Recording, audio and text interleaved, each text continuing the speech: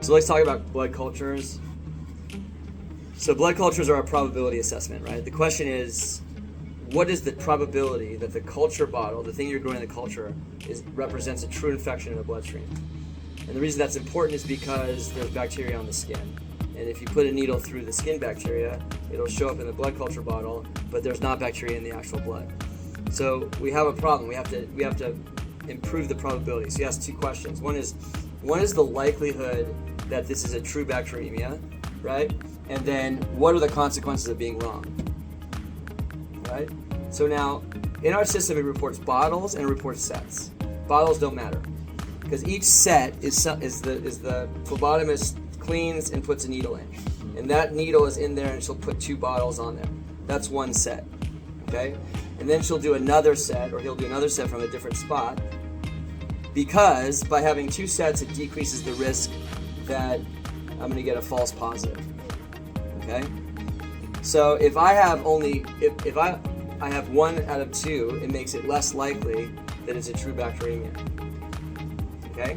Now, if I have an organism that lives on the skin and it's 1 out of 2 less likely. If I have an organism that isn't typically on the skin, like a gram-negative, that's less likely to be a contaminant. But it's all probability. It could be, right? Somebody didn't wash their hands after the bathroom.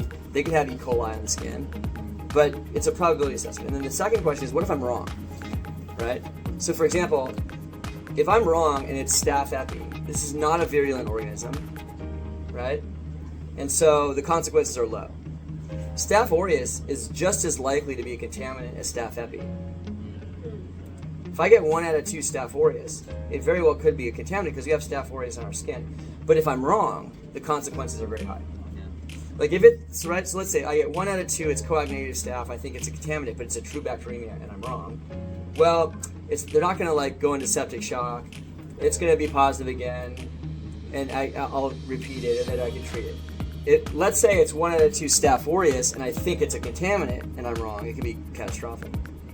And the same is true for Candida, like fungus.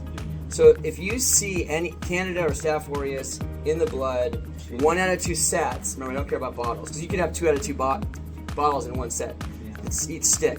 If I have Staph aureus or Candida in 1 out of 2 sets, it's just as likely to be a contaminant as coagulative staph, but the consequences are wrong, so you have to treat it, okay? But it's also possible I have 2 sets of coagulative staph and it's a contaminant, just like it's a really bad phlebotomist didn't clean it all up. But it's much less likely. So everything's a probability assessment. What's the likelihood it's a true bacteremia, and what's the consequence of being wrong? That's how you assess all this.